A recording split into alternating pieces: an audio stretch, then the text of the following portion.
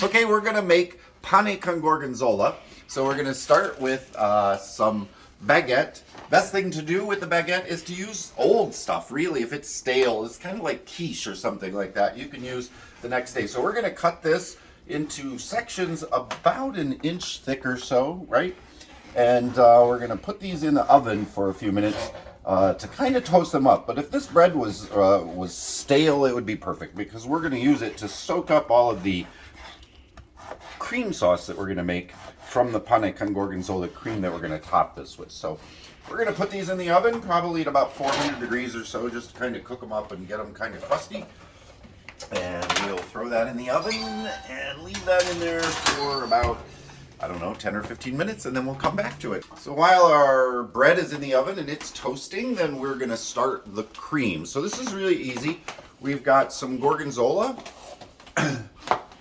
And we're going to use some heavy whipping cream, some butter, some pepper, and some not too terribly expensive Parmesan cheese, or I got Parmesan Romano. That'll work just great. So the first thing we're going to do is turn the heat on. This is the super easiest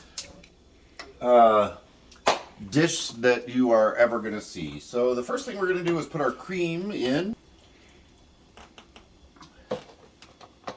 We're going to add butter. We don't want to add the butter first because there's a chance that the stove will be too hot, the pan will be too hot, or the heat will be too high, and we don't want that butter to break. So we're going to add the cream in first, then we're going to put the butter on top of that. We're just going to do a whole stick here. We're going to add some pepper,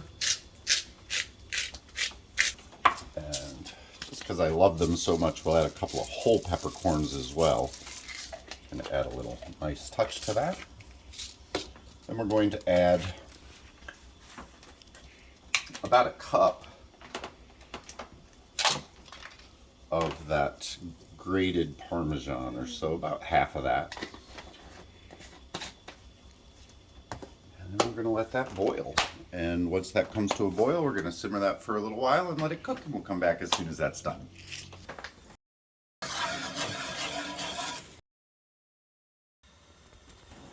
Now, once it gets up to a full boil, you're going to stir it a little bit to just make sure that that's all incorporated nicely.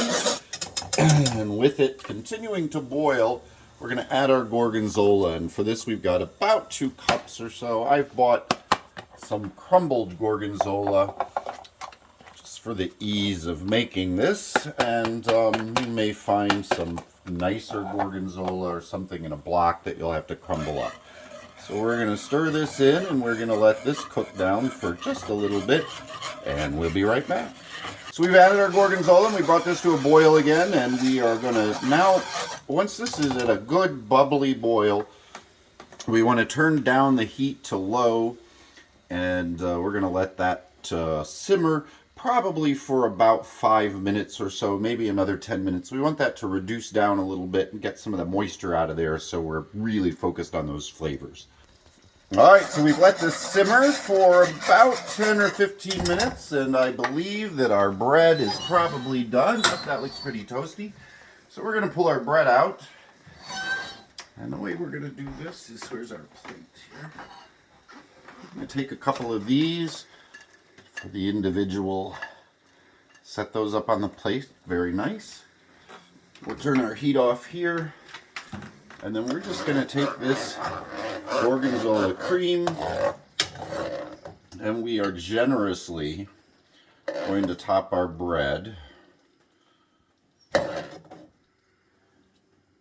so that it gets nice and toasted.